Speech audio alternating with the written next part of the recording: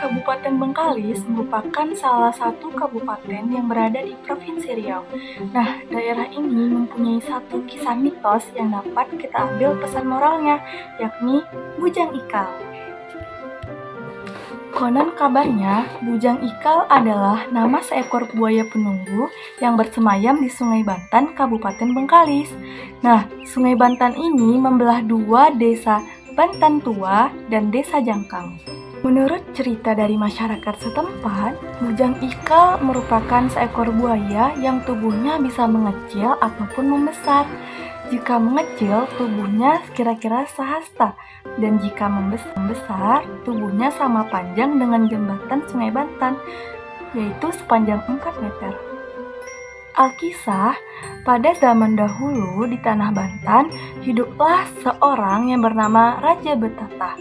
Raja Betatah mempunyai seorang anak laki-laki yang bernama Semongkong. Mereka tinggal di tepian sungai dan hidup dari hasil tangkapan ikan serta mencari kayu di dalam hutan. Namun sayangnya, Semongkong selalu saja menyepelekan perintah ayahnya Raja Betatah. Tak jarang Raja Betatah naik darah diakibatkan perilaku anaknya itu. Semua pekerjaan yang dilimpahkan kepada Semongkong jarang sekali dikerjakan dengan tuntas. Hal itulah yang menyebabkan Raja Betatah menjadi kesal, bahkan sering mengeluarkan kata-kata yang tidak layak untuk diucapkan kepada anaknya Semongkong. Pada suatu petang, Raja Betatah menyuruh Semongkong membeli sebuah minyak yang akan digunakannya dalam waktu segera mungkin. Raja Betatah pun langsung memanggil anaknya. Semongkong, oh Semongkong. Namun, Semongkong yang sedang asik bermain di tepian sungai tak menghiraukan panggilan dari ayahnya itu. Malahan, ia semakin asik bermain. Melihat gelagat yang seperti itu, Raja Betatah sudah maklum dan langsung meneriaki anaknya dengan suara yang lebih keras. Semongkong, Semongkong, apa dikau dah tak punya telinga? Terpekik-pekik awak memanggil dia. Cepat kemari Semongkong sebelum aku ni naik darah. Pekik Raja Betatah. Mendengar gelagat yang seperti itu, barulah Semongkong menghampiri ayahnya yang sudah menunggu di depan pintu gubuknya itu. Kemana dikau? Dari tadi aku panggil lagi. Tanya Raja Betatah kepada anaknya. Sambil terkeseng-keseng, Semongkong menjawab, Semongkong sedang mencari ikan di tepi sungai itu ya. Tak dengar ayah memanggil tadi. jawabnya berbohong. Ah, banyak alasan dikau tu. Dahlah, cepat dikau belikan ayah minyak. Perintah Raja Betatah kepada Semongkong. Sembari menyerahkan baki, Semongkong pun meraih baki tersebut dan berlalu dari hadapan ayahnya. Jangan lelamo dikau pergi tu. Semongkong, Pesan ayahnya dari kejauhan yang tidak digubris oleh Semongkong. Setelah kepergian anaknya, Raja Betatah pun menunggu di rumah. Dalam hatinya Raja Betatah merasa sedih, memikirkan semua sikap dan perilaku anaknya yang semakin hari tidak mendengarkan perkataannya sebagai orang tua. Daripada itu, tanpa terasa hari mulai senja. Tetapi anaknya Semongkong tidak nampak juga batang hidungnya. Hatinya mulai risau dan sekaligus marah. Sekejap-kejap Raja Betatah melihat keluar, tetapi Semongkong belum juga nampak.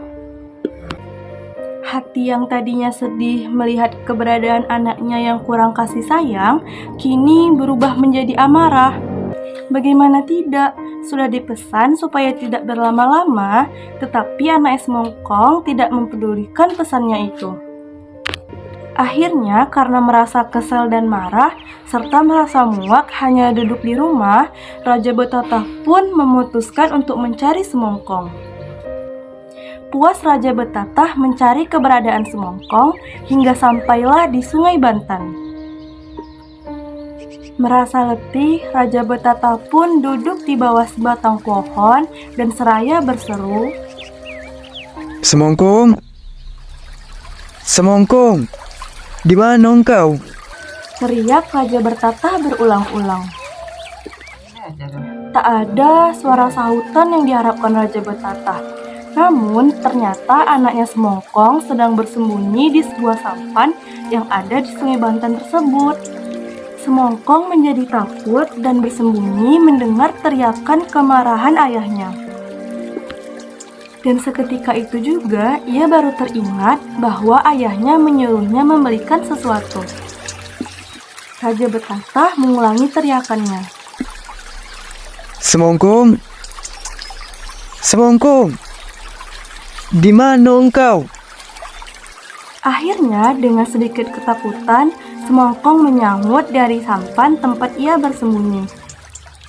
Aku di sini. Jawabnya dengan nada ketakutan. Tak ayal lagi mendengar suara anaknya Semongkong itu, Raja Betata menjadi meradang. Tetapi sedari tadi, Semongkong yang disuruh membeli minyak oleh ayahnya bermain-main pula di dekat sampan. Dikenai tidak? Cepat naik. Anak tak makan dia jo. Awas suruh dia pergi beli minyak. Di sini pula di kau memain yo. Sungut Raja Betata. Tapi mungkin karena takut, Semongkong tetap saja bersembunyi. Melihat kelakuan Semongkong, kemarahan Raja Betata semakin memuncak. Dikenai tak Semongkong? Aku pelupo di kau nanti. Sergahnya makin menjadi-jadi. Tetapi tetap saja Semongkong tidak mau turun dari sampan. Malahan ia sesekali mengintip dari sampan dan kemudian bersembunyi kembali. Merasa dipermainkan sedemikian rupa, Raja Betata pun turun untuk menjemput Semongkong ke sampan. Sesampainya di sampan, kemudian Semongkong ditangkap oleh Raja Betata. Maka terjadilah penyelamatan dalam bentuk tarik ulur antara Raja Betata dan anaknya Semongkong. Yang membuat Raja Betata semakin luka adalah Semongkong berusaha untuk melepaskan dirinya dari cengkraman ayahnya dengan cara menepis tangan ayahnya sambil tertawa. Dalam keadaan marah dan sekaligus geram tak berkesudahan melihat gelagat anaknya itu, Raja Betata tanpa sadar mengeluarkan kutukan dan sumpahan. Semongkong, dikenai tidak? Aku sumpah kau menjadi buaya Semongkong. Teriaknya membahana. Seketika itu juga alam seolah-olah senyap. Yang terdengar hanyalah suara gema Raja Betata yang bagaikan halilintar di senja itu. Sungguh kemudian tanpa dinaya, anaknya Semongkong menjadi seekor buaya. Buaya itu kemudian menceburkan dirinya ke dalam Sungai Banten. Kontan saja, Raja Betata terperangah akan semua kejadian yang baru dialaminya. Anak satu-satunya kini sudah berubah menjadi seekor buaya. Tak kepalang kesedihan Raja Betata sekaligus menyesali perkataannya yang pada hakikatnya tidak bersungguh-sungguh. Terfikir oleh Raja Betata, semua ini tidak akan terjadi jika Semongkong menuruti perintahnya untuk membeli minyak. Kemudian dalam satu sentakan, buaya yang merupakan wujud Semongkong itu meronta dan langsung pergi meninggalkan ayahnya Raja Betata dalam penyesalan. Tak ada yang bisa diucapkan Raja Betata selain Peki menyebut nama anaknya. Semongkong. Kemudian entah bagaimanalah buaya sumpahan itu diberi gelar Bujang Ikal. Maka untuk mengobati kekesalannya, Raja Betata melakukan ritual untuk memelihara buaya tersebut. Hinggalah pada akhirnya ritual tersebut dilakukan setiap tahunnya atau pada waktu-waktu tertentu oleh kerabat yang memiliki hubungan keluarga dan riwayat Bujang Ikal sendiri.